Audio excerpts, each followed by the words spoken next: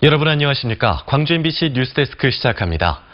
광주시와 현대차가 이번 주 광주형 일자리 논의를 재개합니다. 지금으로서는 언제 어떻게 결론이 날지 알 수 없는 상황인데요. 막판 극적 타결의 가능성도 있지만 무산될 가능성 또한 배제할 수 없습니다. 첫 소식 정용욱 기자가 전해드립니다.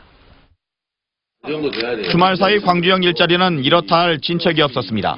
다만 광주시는 내일부터 협상을 계속한다며 시한은 빠를수록 좋겠지만 아직 예측할 수 없다는 입장만을 내놨을 뿐입니다. 서둘러 결론을 내기 위해 노력해보겠지만 결과를 낙관하긴 어렵다는 겁니다. 광주시는 또 그동안 협상 촉진 차원에서 마감 시한을 정해놓고 움직였지만 현재로선 그게 별 의미가 없다며 이제는 합의하거나 무산되거나 둘 중 하나라고 말합니다. 일각에선 현대차의 투자 난항이 어느 정도 예견된 일이었다고 평가합니다.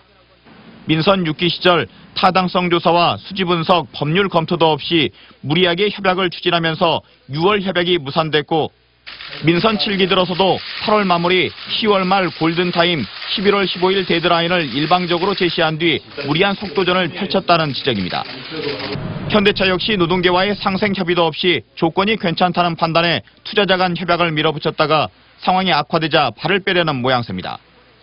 현재 현대차는 광주시 협상단이 제시한 최종 합의문에 대해 불리한 조건이 많다며 난색을 표시하고 있어 판이 깨질 가능성도 배제할 수는 없습니다.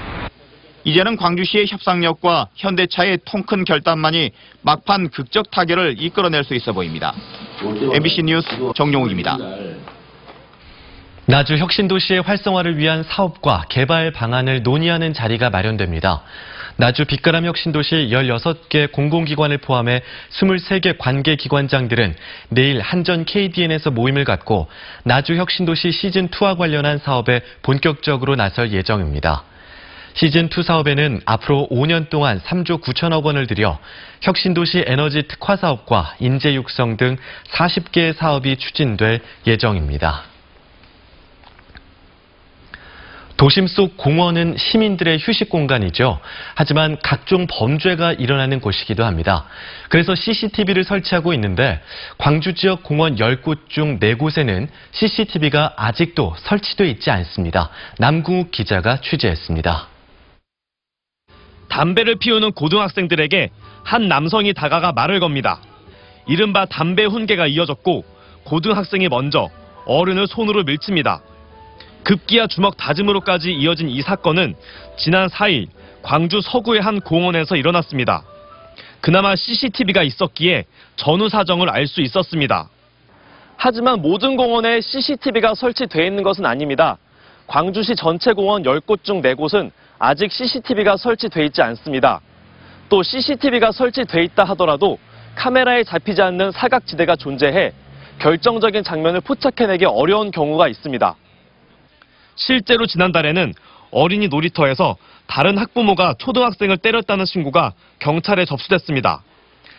하지만 범행이 CCTV가 비치지 않는 사각지대에서 벌어진 탓에 경찰이 수사에 애를 먹고 있습니다. 하고 그런 것을 이렇게 멀리 서가지고 뭐라 비하하는 것은 나타나도 걔를 직접적으로 가갖고 하고 하는 것은 안 보여. 광주시 공원의 CCTV 설치율은 서울을 포함한 8개 대도시 중 세종과 울산에 이어 3번째로 낮습니다. 재난재해용 시민 안전용 CCTV를 내년부터 4개년 동안 적극적으로 설치돼서 시민 안전에 상당히 뒷받침을 하고자 하는 계획입니다. 예. 지난 3년 동안 광주 지역의 공원 등 유원지에서 발생한 강력 범죄는 폭력 170여 건을 포함해 300여 건에 이릅니다. MBC 뉴스 남궁욱입니다. 광주시가 강화된 미세먼지 관리 대책을 추진합니다. 광주시는 그동안 초미세먼지가 매우 나쁨 수준인 세제곱미터당 76 마이크로그램일 경우에 시행했던 비상저감 조치를 나쁨 수준인 50 마이크로그램 수준부터 시행하기로 했습니다. 비상저감 조치가 이루어지면 노후 경유차 배출가스 점검과 공회전 단속이 강화되고 진공흡입차와 살수차가 긴급 투입됩니다.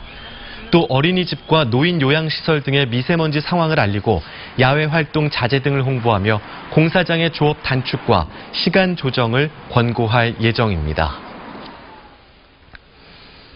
수능이 끝나자 경찰들이 광주 광산구와 남구의 고교에서 일어난 성비위 사건의 고3 피해 여학생들 조사를 재개하고 있습니다. 광주 광산경찰서는 수능 이후로 조사를 미뤘던 고3 학생들을 상대로 지난 16일부터 조사에 들어갔다며 그 수가 피해 진술을 한 학생의 절반 이상을 차지할 정도로 많다고 밝혔습니다. 광주 남부경찰서도 가해 교사 19명이 재판에 넘겨진 모 여고의 고3 학생들을 대상으로 추가 조사를 진행한다는 계획입니다. 네 다리에 화상을 입은 개가 발견돼 경찰이 수사에 나섰습니다.